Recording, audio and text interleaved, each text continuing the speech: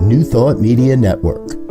We are a global broadcast network of positive music, media, and entertainment, inspiring humanity's evolution along the journey of enlightenment and creating a world of love, peace, empowerment, and prosperity for all. New Thought Media Network. Positively inspiring.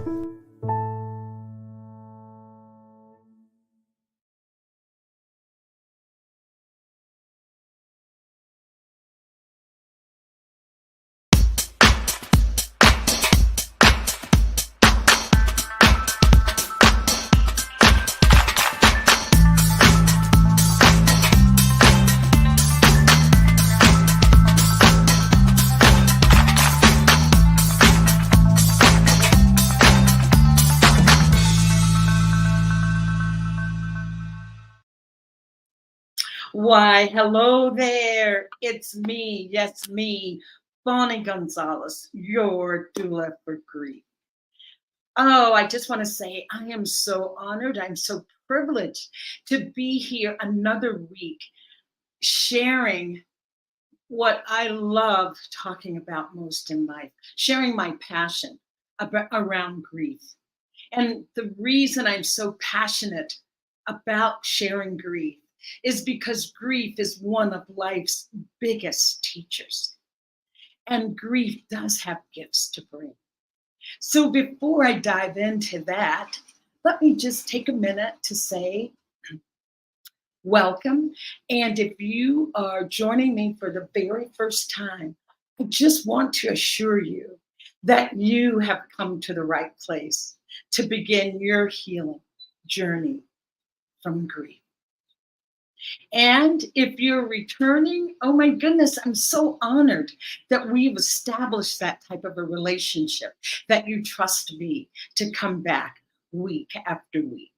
So what I invite you to do is make this hour about you and make it for you. Drop a comment in the comment box or question. Just let us know that you're out there watching. And if you're not watching live, and you're watching the recording, you can still leave a comment or a question. So just know that this show is for you. Now, back to me, a little bit about me, Bonnie Gonzalez. I am a grief coach. I am a registered nurse.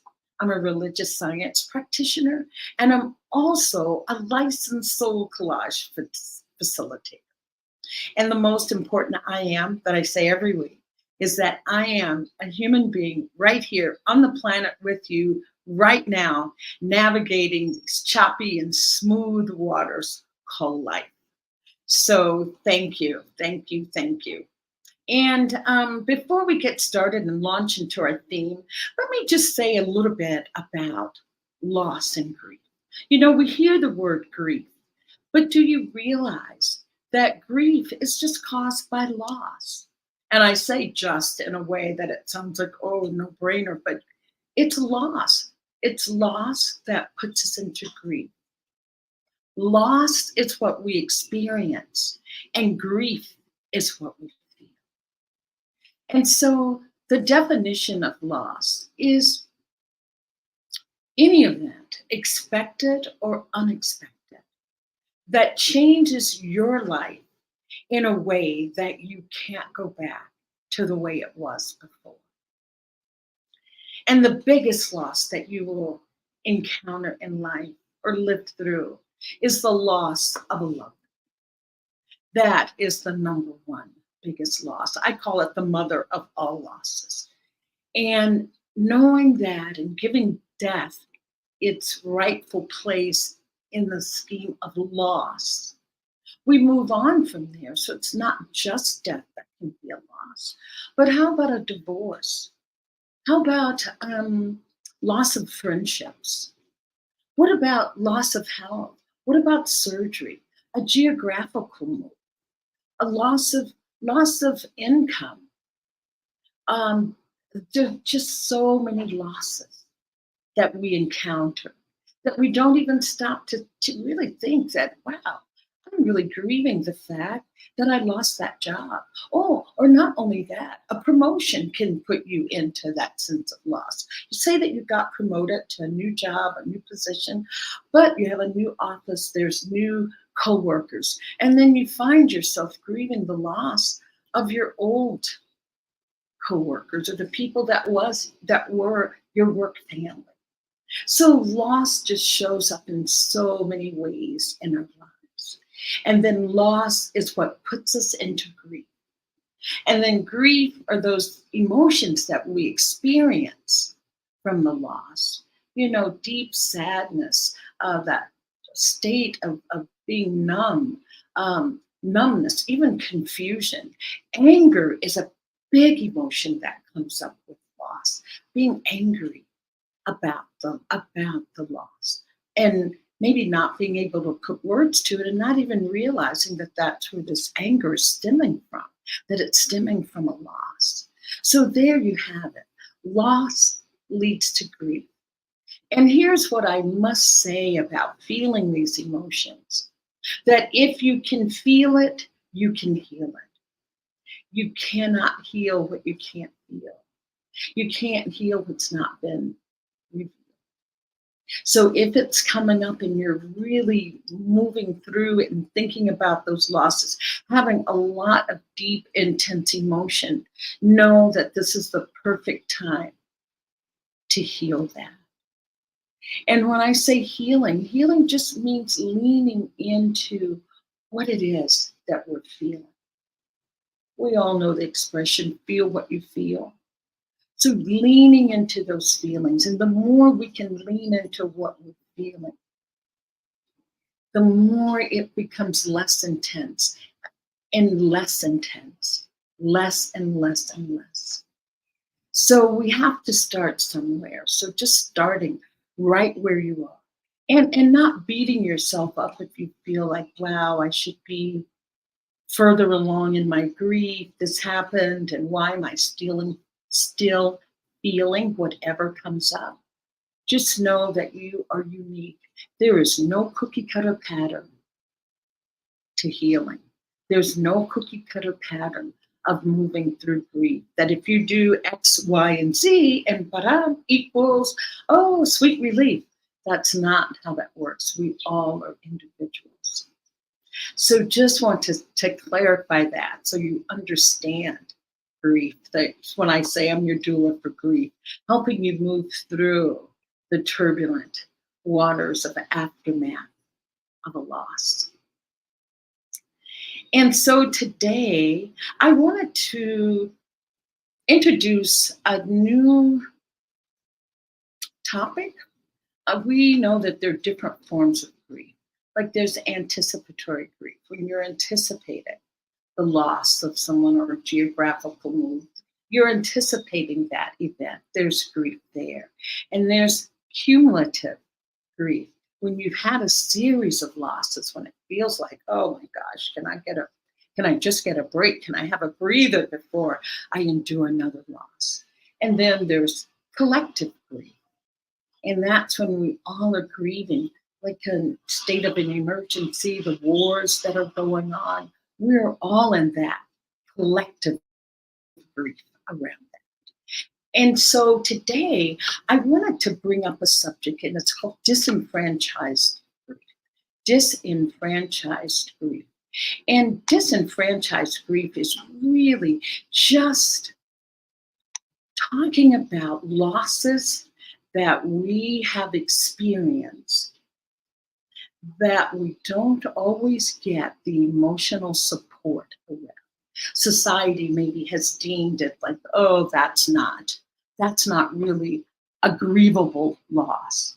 And one of those things that I think about that comes up the most, the top of the list for me, was the grieving of the death of an ex-partner or spouse. I know myself, I had been divorced 25 years when my ex-husband died, but I still grieved his passing. That was a chapter of my life. That was a chapter that felt like it was really completely closed. But not only that, not only the death of a partner, but geographical moves when we're moving from one location to another. People think, oh my goodness, aren't you just so lucky you get to live in a new place? How exciting, how exotic. Not realizing that you yourself may be feeling like, I really am longing for the familiar. I'm longing for my old coffee shop, longing to talk to my old friends that I've had in the other location. Pet loss is another big loss that people do say they feel like they don't get support.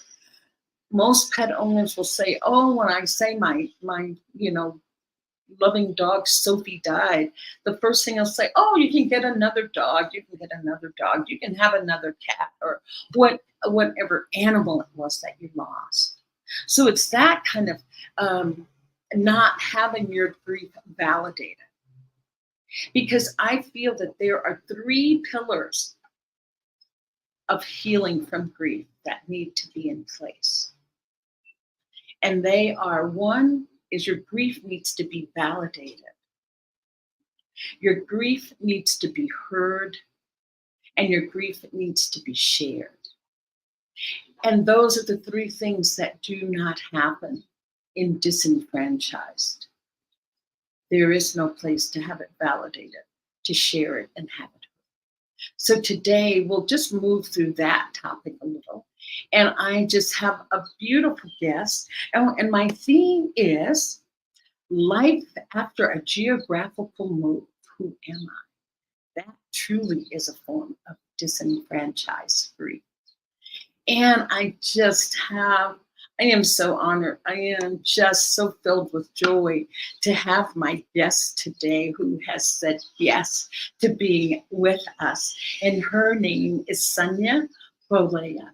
And I'm so glad to have her. And a little bit about Sonia. She's got a bio that makes me feel like, what have I been doing in the world? But she's doing great things in the world, such a humanitarian. And it feels like from her bio, and knowing her, not feels like, it sounds like it's the truth, that she has been doing this work all her life. So Sonia is a financial wellness professional in coaching practice. And she's from Topeka, Kansas. And she lived most of her adult life in Charlotte, North Carolina. She is currently in recovery from a clinical practice, private practice of 30 years in social work, marriage, and family therapy.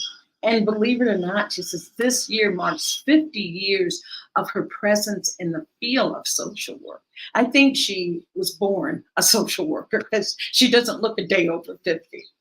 Anyway, she has taught social work in three historically Black universities.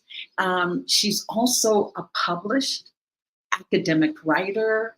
She has worked in corporate American corporate employee assistance programs for some top Fortune 500 companies. She's done tremendous work with the military in addressing clinical depression and domestic violence in African American families all around the world. She is just continuing to work and to give. And I want to bring her on so she can talk a little bit about this. But I just want to say that she says at this time of her life, she enjoys her life in Mexico, where she works in her studio as an award-winning textile artist and is building a global coaching practice. And her tagline now is the cash flow coach. Sonia has been a certified financial social worker for 15 years. And Sonia loves helping women 55 and over who are feeling sick and tired of working twice as hard and coming up with half as much to create the lives of freedom with money, time for themselves, and renewed energy to go after their dreams. So help me with welcoming Sonia to the program. I'm so excited to have Sonia here today. Thank you, Sonia. Wow. I can't believe when you said that you had 50 years in social work. You don't even, you look 51. How's that? If that. So, how are you, my friend? Well, I will take that compliment any day of the week. So thank you so much. And yes, it's been 50 years. 50 years now. I started when I was a baby. Exactly. It's been 50 years. Do you remember any points It that, is, do you yeah. remember any, uh, like an aha moment when it all became clear of your mission? Or did you just kind of move along little by little into finding your mission? Or did you have an aha moment that this is what I want to do? Well, it kind of helped. My mother was a therapist. She worked at the Miniger Foundation, a world famous foundation, and then she worked with adolescent girls. So all through, and I honestly believe she was probably the best diagnostic um, Clinician? master for diagnosing Oh, mental health master. in adolescent girls. Um, Wow. yes. Sam. Um, Wow. Unfortunately, because of the times that we were in, she was not allowed to be licensed as a therapist. She could only obtain the title of mental health technician. This was in the 60s, and there were a lot more limitations for women back then and for Black women. So I was Yes. able to take it a step farther. But I also know that I come from a long line of women healers. My Yes. maternal grandmother, my so really it was just kind of a natural progression for me. Helping others and helping others find solutions for themselves has always been the key. And I just love the idea of being able to empower others to be their best selves. I just think that that gives me no greater joy. Right, right. Yes. And I noticed in your bio, you said you were recovering from being a social worker.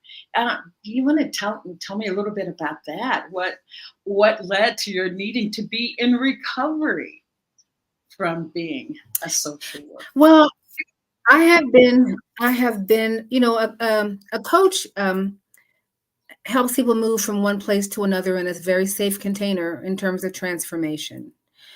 And in social work, my life really was about diagnosing and treating mental illness for all that Wow. time and being a vessel to hold a lot of secrets, a lot of trauma, a lot of depression, a lot of weight. I carried that weight for a long time. I was able. I had healthy coping skills. Um, when I was at work, I was at work. When I was at home, I was at home. But still, the Yeah. responsibility of carrying uh, people's confidential lives and secrets and conflicts and trauma Mm. for all that time, it does take a toll. Um, Yes. I have been fortunate in that dealing through some of my own life's traumas and difficult times, I turn to the arts for my own solace. Oh, Um, see. uh-huh. Yeah. And as my career progressed over the years, because I've been in this business for a very long time, I was able to incorporate more of the arts into my social work practice before I left it. And I Oh, formally left my social work. I formally left clinical practice at the time I began to take care of my mother, who mhm. who who had Parkinson's disease. So when I Oh, became a full-time caregiver, I left my clinical practice because I had to focus on caregiving my mother, and I still had a child mm, at home in high school. yes, yes, that needed you as well, it sounds like. And Mhm, that brings me mhm. to a, and I'm glad you brought this up because there's many of us that are doing, psychotherapy, coaches, spiritual practitioners and counselors. And I always say that we are, I'll put it this way. When there's an accident on the highway and there's what they call first responders that comes out and, gets the person stabilized, gets them in a position that they can take them off for a higher level of care, that those are first responders. And I say us that are doing this work, I call it being spiritual first responders. And I ask you that to say, what would you recommend for someone that is doing this type of work? What would you recommend for self-care for those, what I'll label them as spiritual first responders? Because just like those physical first responders, you've got to be in physical shape to lift a gurney and do different things. So yes, I'm just in curiosity as I feel. It's a very relevant question. And I say that because I have lost so many colleagues in the field. Yes. Mm-hmm. So not only have not only did I develop a clinical practice, but I also developed an expertise and frame of work for social justice.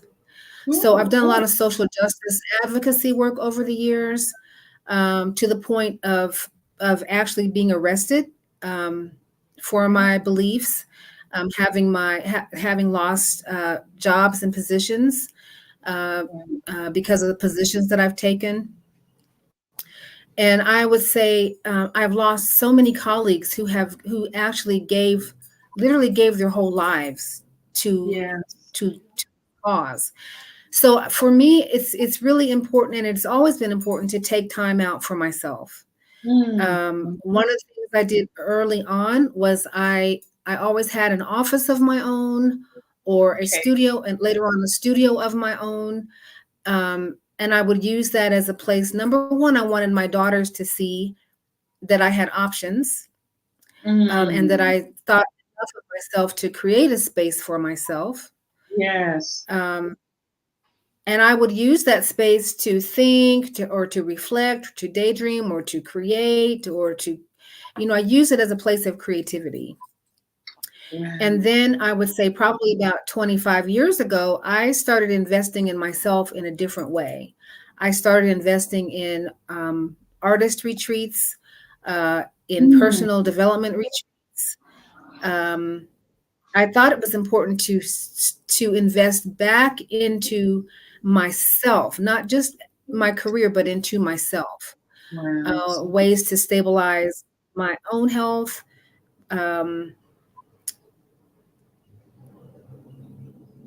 Working with a lot of women in domestic violence whose self-esteem and confidence was ripped to shreds. I just knew the importance of being able to invest back into my being. And that's what I encourage my friends to do. That's what I encourage my colleagues to do. And to don't wait until your quote unquote retirement age. Because at the same time, I lost a number of friends who waited until retirement and then they died. So it's important to, So just being able to invest in self, make sure that you have time to rest, time to get away, time to get off of that rat race. And one of the things that my parents instilled in us was the importance of travel as an educational tool, travel as an empowerment means, travel as a metaphor for freedom. Being able to travel and to unhook from the present reality and to check into another environment, for me, has been a life-changing thing. Wow. Oh, well, Sonia, I want to back up to something you said. It just, in the flow of your conversation, your humanitarianism just shines through. It comes through. And I love what you talked about when you said losing coworkers, that you've lost coworkers. And I know, being a nurse, yes, it's some nurses just cannot continue. It's like, I'm fried, I'm done for, I'm out. We work in really, really highly stressful environments that don't always offer us as individuals support. If anything, Right. there's more demand put on you to produce more, to give more, to talk, to be available more, but never anything saying give back to you. And I love that when you said to seeing your coworkers. And I just wanted to ask you to just say a little bit more about what I'm thinking is that you were saying seeing your coworkers and offering them advice. So what would you say to someone that you do see a coworker who is maybe on that treadmill to nowhere? How would you, what advice would you give them to encourage that coworker? Well, I do it all the time. And I encourage people to, take some time off. Take some Mm, time off, even if you don't leave the country or if you don't leave your state. Get out to another city, go out into the countryside, take some days off. I mean, I know people who are sitting on hundreds of hours and days of sick time and vacation time that they won't take. It's like, yes, take that time, take some time, take some time. yes, yes. Treat yourself to a nice dinner, go to a lovely place, surround yourself in beauty. Find a tulip field of flowers or I mean, there's beauty all around us.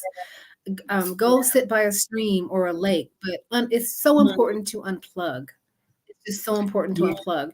And a lot of people who are doing first responder work, people on the Mhm. front lines, nursing, healthcare, um, uh, some social work positions, uh, police and fire. These people that are, really the first on the scene to help, really Mhm. need that I think need to take the time the most.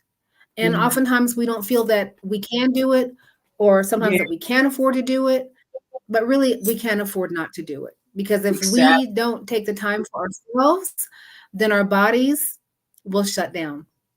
Exactly. Exactly. Too much stress. As I say, the body is eavesdropping on the mind. If the mind is all stressed out, the body says, I'm right behind you. I'm right behind you, ready to take you down if that's what has to happen. Right. And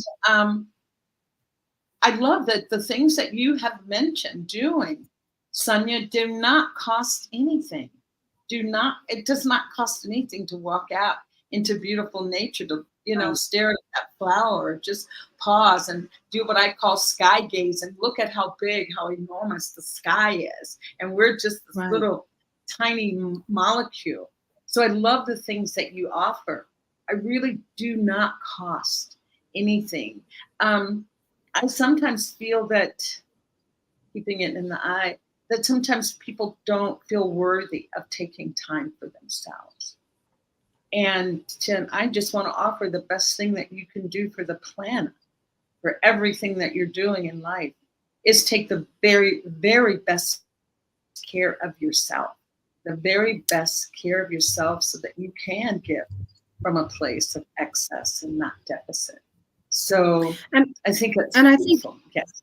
Well, I think in having that mindset is so important because what happens is the rat race and the treadmill wears us Mhm. down to where we're just tattered shreds of ourselves, and there's not a lot of extra energy to focus or to dream sometimes. I mean, from the time you get up, that alarm clock goes off, you're in the shower, maybe you can get a chance to go to the gym, maybe not, but you're in the car, you're dealing with the traffic, honk, honk, honk, Yes. all the, like you're you're on from the minute you wake up until the minute you get home.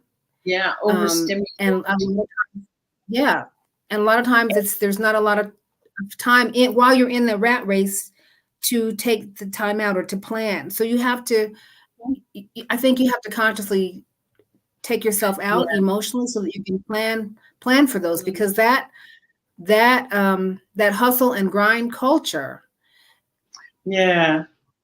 powerful. Yes. Right. And that really does take a hit on your immune system. Speaking as a It nurse, does. it a hit on your immune system. So therefore, then you do succumb to illnesses that maybe you would not have contracted if you were not in, we'll just keep it with grind culture. So I Right. thank you for that. I thank you for that. And it sounds like, or not sounds like, I know for a fact that you have removed yourself from the grind culture. And you talked a little bit about travel, your parents teaching you travel. So I want to get to this part of, wow, taking yourself out of grind culture, travel. And can you speak to that for a little bit for us, Sonia? Well, I really have so much admiration for my parents, because they really made sure that we went places. If it was in Ah, our, we took these amazing vacations in our family station wagon with the dog. We would travel from Kansas out west. Either we would go north out to California, or we would go south out to California. I had an uncle that was a Pullman porter. oh, So we did a wow. lot of train travel Oh, when I my was goodness. small.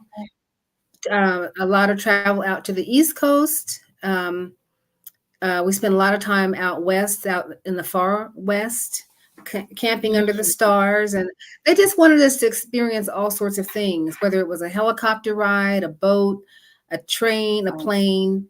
My dad was sure that we at least had those experiences. oh, So growing And then when I was in high school, they started to travel a lot internationally. oh, okay. So it's just been a lot of, that I just thank them so much for those impressions that they gave to us. Right. And travel has it's just opened up a whole world of opportunities, being able to go places and see things. And um, Yeah. my own children got their passports pretty early on, and both of my daughters have done a lot of traveling. So it's just very, very, it's just important. And I also know that my travel experiences have been a major part of my educational experience, Yeah. because it has just given me another context from which Mm-hmm. to experience life and to talk about cultures, and Yes. Yes. adapting and changing. Mm-hmm.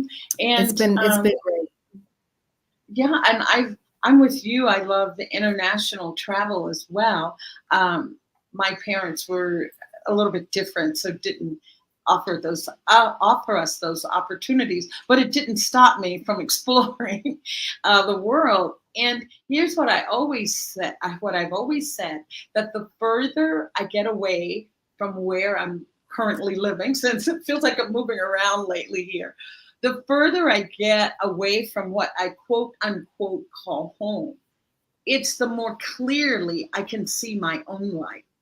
I can see my own life in areas that I need to grow or expand, or areas that I've shut down or really limited myself.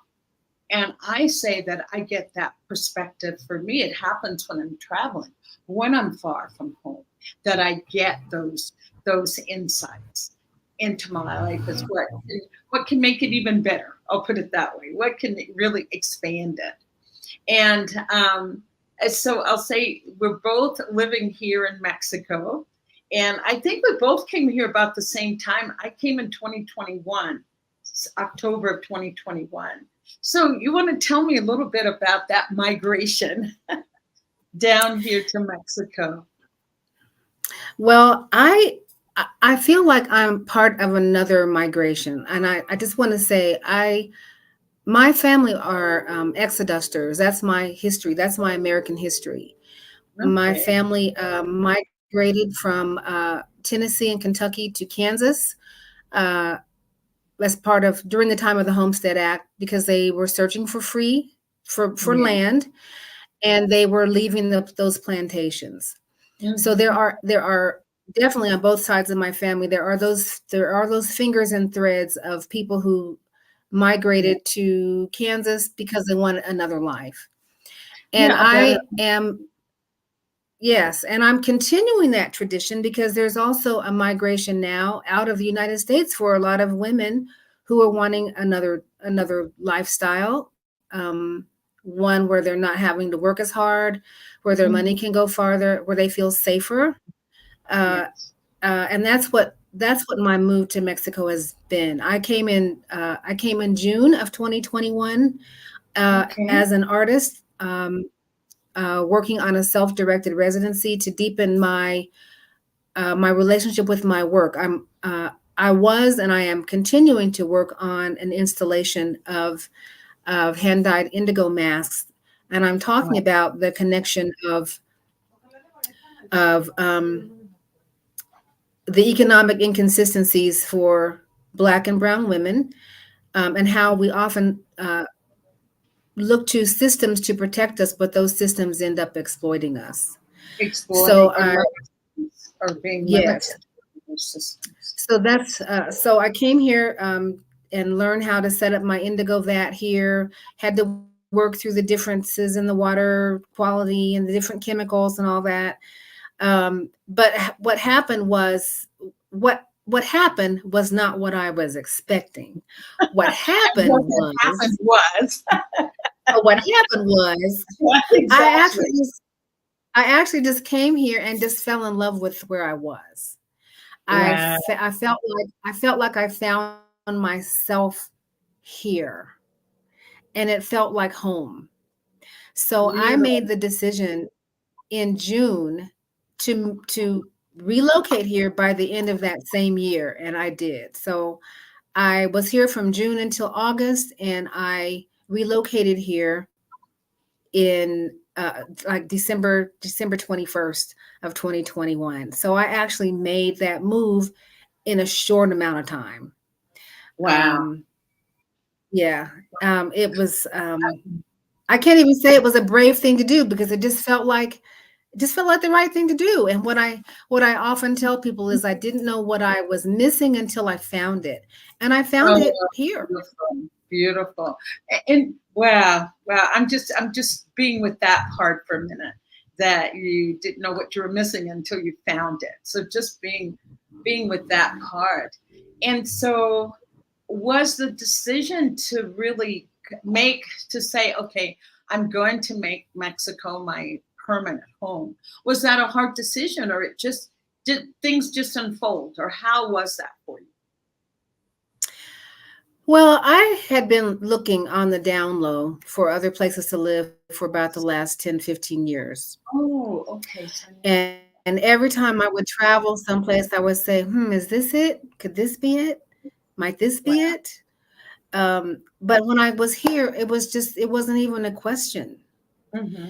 And I actually desire to have residency in other countries as well as Mexico.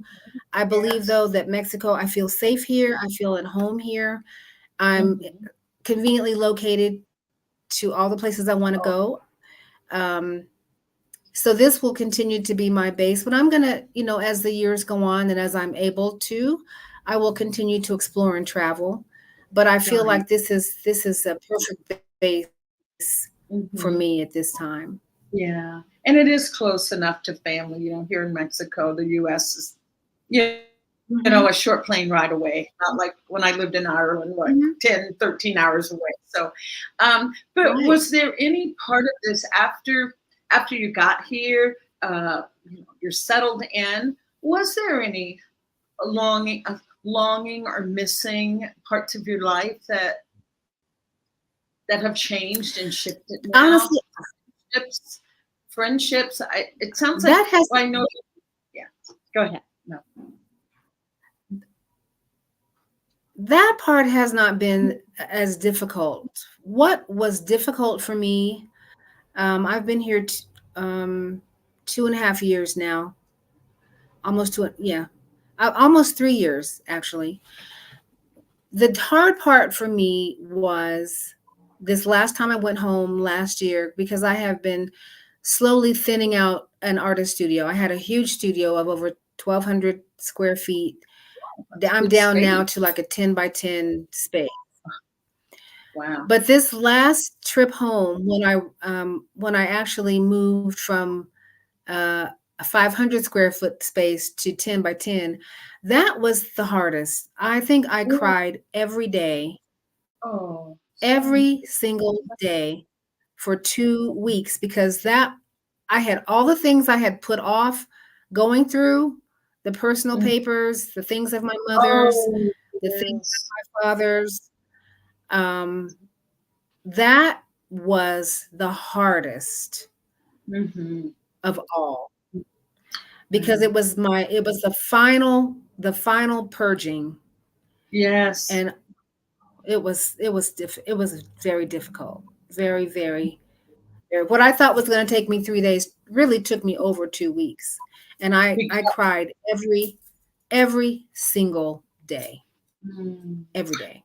I'm just glad you could do that, that you could allow yourself to have that, Yeah. to have that time of just because what happens, it is a purge, it's a very cathartic thing, but each piece, and keeping in the eye, each piece was a part of myself, was a part of me that I was letting go of and saying goodbye to.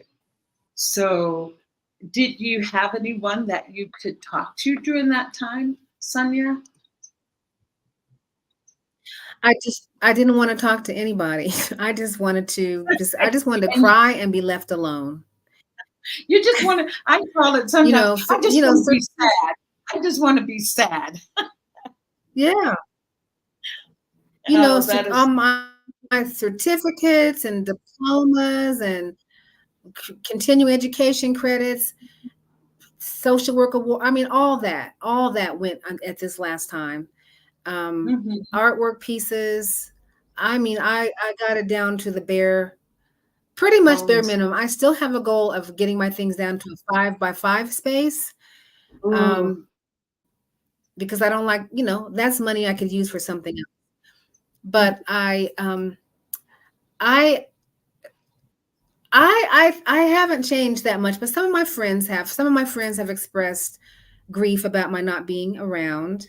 And I'm yes, like, well, yes. just come and visit. Just come and see me. It's not a problem. And we didn't see each other that often when I was in Charlotte anyway. So just, Hey, that's um, okay. I I know do, lives are there are so a few busy. places there are, yeah, well, that's true. I mean, people have busy lives. There are a few Yes. places that I miss. However, I still maintain my residency in Charlotte. My children are in Chicago. Okay. I'm coming to love Chicago. It's a wonderful town. All And right. I'm home often enough. I spend, 4, 6 to 8 weeks every year with my family. So Mm, I know that when I'm at home, I can go to those special places and get my fix. Just like when I go to Kansas City, there's a couple of yes. barbecue places. I don't eat pork anymore, but I'm going to go to those places just for the Just because, experience and for the memories and for for the old smell and for time's the sake. taste, just because. And so Oh, yeah, and that's how I feel about places at home. I know when I go back, I can have those experiences, but I am truly, fully enjoying my experience here. right, right. Just when you said that, going back to those old places, it makes me think. It made me think of that Al Green song, "And for the Good Times." So you just want to go back for Yes, the good times, to just be in the yes, energy of the good times, even though I know absolutely. that yeah, that we are both moving forward. But sometimes I feel that taking assessment and taking stock of what was in the past that brought joy can also lead to finding more joy with right where we are. So I love Absolutely. that. Um, that sounds like a very, very emotional, difficult time. Those 2 weeks of really extreme purging. And afterwards, and after you cried for your 2 weeks, tell me what your feelings were afterwards. It felt like I felt like I was going through a gauntlet. I was out there in the middle of the sea. So my choices are, okay, either you roll forward to the other shore or you go back. So going back Mm-hmm. was not an option. I just knew I just had to push through it, and but I'm glad that I allowed myself the extra time, Yes.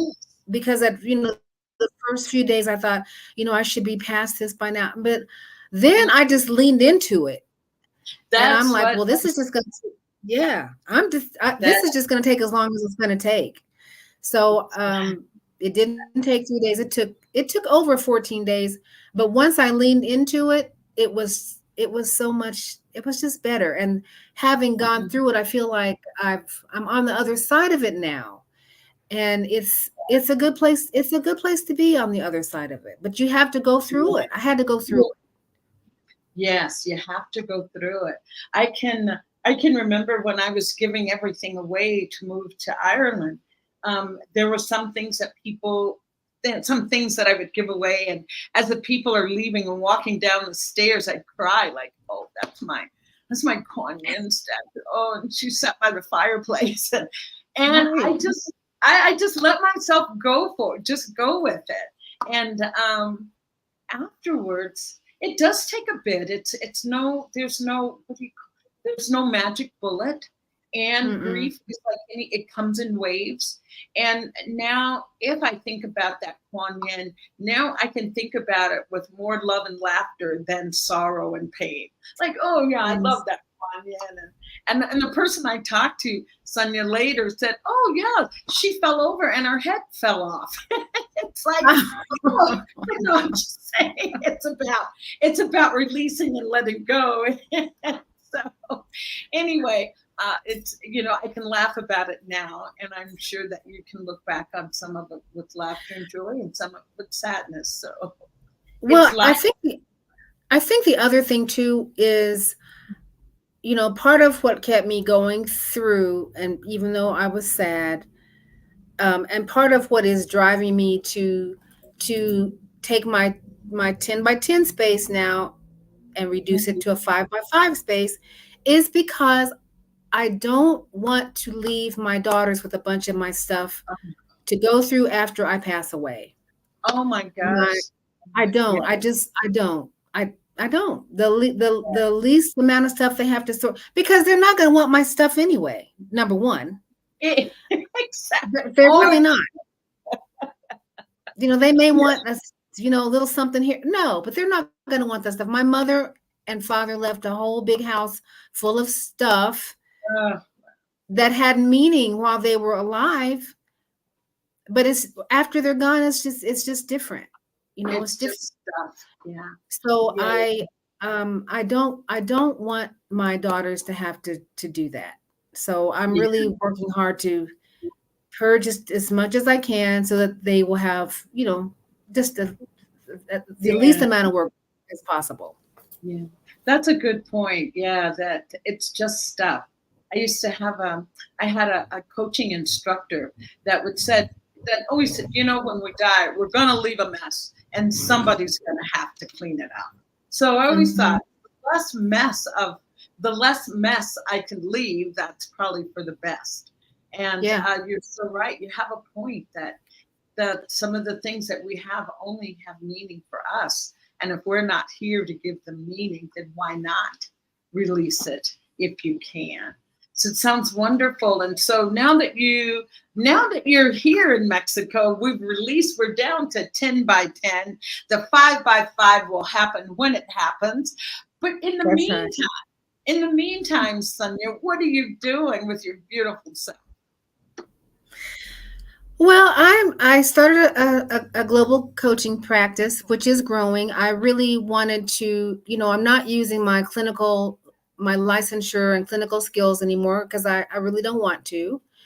Yeah. One of the things that I found out in my doctoral program was I'd spent all of my years doing therapy and diagnosing and treating and all that, but I really developed a love for prevention in my Oh, in my wow. program, my doctoral program. Mm-hmm. So I really see coaching as a way of helping people to get from one place to another. It's not clinical, but it is actually Yes. absolutely it's Essential. transformative. Mm-hmm. Uh, it's essential, especially in this day and time. I have a couple of coaches. That's part of the Yes. investment that I make for myself. Oh, Um, wonderful. Can you say that yeah, again? Can you repeat that so everybody hears that? yes, I invest in two coaches for myself, Yes. um, and they are business write-offs. So I take every business write-off that I can get, and my coaching, my professional coaching, is part of that. Um, Yes. and it requires some sacrifice. It's, I can't say that it's always easy to do, but investing myself in myself is a priority. And it Yeah. allows me to do the things that I want to do. I'm a very big dreamer. I dream big. I think big, and I don't want anything in my way, even including myself. Yes, and So that's the biggest obstacle that we that's can encounter. um, I think being able to shift my focus on preventing problems or helping to empower people to be able to go for those big dreams. That is what is exciting to me right now, and to be able to create healing and safe spaces Yes. for our community, for women, for I have a real heart for artists, for women. I also have a big heart for caregivers and for Yes. nonprofit managers and for academics. Yes. Yes. All of the roles I have been in, because there's not a lot of support. There's not a lot of support for women in academia, especially Black women who are not tenured. Even those who are tenured, it's a no- it's a treadmill of ongoing work and committee meetings, writing grants, and getting credit for very little of them. Yes. Yes. Um, and I think a lot of women are in the position of caring for their family members and loved ones. Listen, it has been proven that when women leave the workplace to care for their family members, they lose Oh, over $250,000 in assets due to that time that they've taken off. And those were some statistics about 10 years ago. So I would say 10 years realistically ago. now, it's probably $350,000 that we are losing Probably when we half are a million. taking time out for for our families. That's money that's not in our 401ks or 501 or Mhm. 503Bs. It's just money that's just gone. And women are Yeah. often underpaid on top of all of that. Yeah. So for me, my coaching business is really to help women who are at this stage of life of quote unquote retirement, who don't have Yeah. all of the money that they need, who really still need to develop, maybe for the first time, a real financial foundation with financial education, information on how to uh, um, start thinking about residual income or developing a residual income stream, because Social Security is not going to keep up with inflation. It isn't. So if Yeah. we are thinking that we're going to be able to work 40 years and retire at 40% of what we made before, that the Yes. formula doesn't work. Yeah. And some of Also, those. another recent study came out in, I think it was Money Magazine, and it was talking about how the 401k system in the United States is a do-it-yourself retirement system that did not work for 90% of people. Mhm. So, Exactly. so to be in a position to be able to help people to put that plan together, and to know how and where to put their money so that it will work for them. Listen, Mhm. I grew up. I'm from Kansas, working middle class parents who worked hard, but I did not know from them, because my parents didn't know, that your money is supposed to work for you. They worked Yeah. hard Not for you. their money. Yes. And Yes. our money is supposed to be a tool that works for us. So that's Mhm. another thing that, to be able to show women how to allow your money to work for you, I think Yeah. it's just important. So I'm just delighted to be here at this point in time to be able to share that information and to help address the income gap in our communities. Right. and to show people other ways. People just don't know. Sometimes they just don't know. It's really That's just right. about knowledge and awareness, and who makes us aware. I mean, we just don't know until we get people like you that say, "Oh, there's another way." So I Right. thank you for that. Like I said, you're just doing that humanitarian work. Whatever you are doing, that is just your flow. That is I love truly your flow. Yes. And I know Yeah. here in Mexico that you have started a bed and breakfast. Can we talk about that? I mean, you've only been here 2.5 years and you have come here and started, we could say, quote unquote, a business. You are showing the way. You're a way shower. You're a leader, Sonia. You're a leader. So can you speak to that? Yes. I I think of myself as a servant leader. I like to lead from the back, but I like to do so in turn. I do know that I am a natural leader, and I always have been, but Yes. I like Yes. to do so in a way that elevates others. Um, I like to. I don't need to be in the. I don't need to be in the front. I'm fine in the back, but Yes. I'm okay there. Okay. Um, but yes, we did. We did. We started a business here. I'm really excited and proud. Uh, we started a bed and breakfast here in the state of Jalisco. We've Yeah. made some history in that move. And our idea is really to provide a safe space and a soft landing for people that want to come and explore this part of Mexico. Yeah. Um, we do center the voices of Black women because our voices need to be heard and centered, but we're open to everyone. And Mm. we've had wonderful support from our community so far. The municipality of Chapala has been very supportive. Our local neighbors and friends in Mexico have been very supportive. Uh, Wonderful. our lakeside community of friends has been very supportive to us. And we are just really excited. We have so many plans for that space. There are some Yes. limitations in that the building was not built for persons with disabilities. Or mobility. Okay, Yeah. Or mobility. they did. Okay, they did put in an elevator, but I think the elevator was probably not the best constructed. So the elevator is closed off in the building. So Oh, we do have to give some disclaimers. People that have yeah. mobility issues, because we Mhm. have stairs and all. Um, Yes. but working within the space that we have, we are really wanting to create a very safe environment, a home-like environment where people Mhm. can rest, reflect, and renew Yeah.